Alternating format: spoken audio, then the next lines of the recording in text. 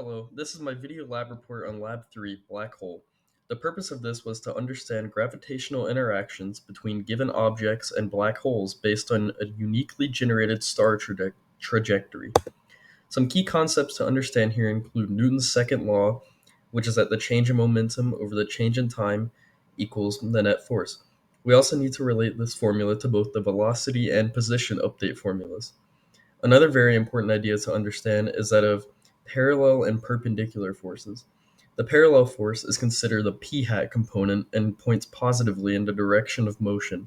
The perpendicular force is the in hat component and points positively to the center of the turning circle. These two components can be said to make up the entire net force. Finally, gravitational force, or the universal law of gravitation, is also necessary for these computer models. Using this formula, the force of gravity is shown to be a gravitational constant, which is 6.67 times 10 to the negative 11 times 2 masses, all divided by the magnitude of r, and then multiplied by negative r hat to show that it is an attractive force. The first part of this lab involved finding the mass of a black hole. For this code, I first had to change the star's mass using the given information, which is 2 times 10 to the 30th kilograms. Also, as instructed, I changed the time interval to be 86,400 seconds, which is equivalent to 1 day. Using the formulas I discussed earlier, I went on to edit sections of the code in order to calculate the net force, parallel force, perpendicular force, and mass of the black hole.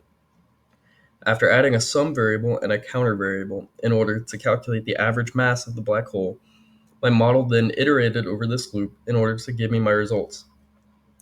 My net force was roughly 8.85 times 10 to the 28th newtons.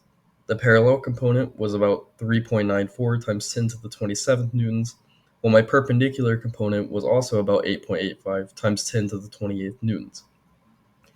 After the loop collected data for my mass of the black hole, my average mass came out to be about 1.37 times 10 to the 24th kilograms. In the actual model, in the actual model, it is shown that the parallel component affects the speed of the star, whereas the perpendicular component changes the direction. In this case, the star took an elliptical orbit and sped up when it got closer to the black hole. There were two sources of possible error here. For one, I used a slightly rounded version of the gravitational constant. As well as this, over so many iterations of the loop, other values being rounded could have made a slight change in the final product.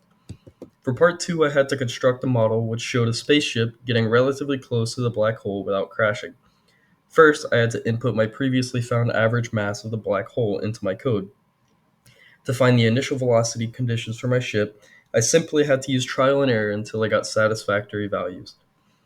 After using our important formulas to get both the net force on the planet and on the ship, I then set up the iteration for positive and velocity, the position and velocity update purposes using the respective formulas. Using an initial velocity with an x component of negative 3.4 times 10 to the 7th meters per second and a y component of 4.7 times 10 to the 6th meters per second, my ship got as close as around 1.08 times 10 to the 11th meters away from the event horizon of the black hole. Based on my initial conditions, the ship begins to move up and to the left, though is essentially slingshotted around the black hole due to gravitational forces. This part of the lab had very similar sources of error. Once again, the rounded constant, along with other rounding issues during iteration, could have caused slight differences. Another error in determining how close the ship can really get came from my velocity values, since simple trial and error could have left me with a value that was less than optimal. One thing to note here is that the net force, including parallel and perpendicular components, are equivalent to the components of the change in momentum. The only thing is that a mass is needed to calculate the net force when using the F equals ma formula, while the components can be figured out without a mass using the change in momentum formula. The what if question for part 2 had me test whether or not I could get the ship to stay in orbit around the black hole.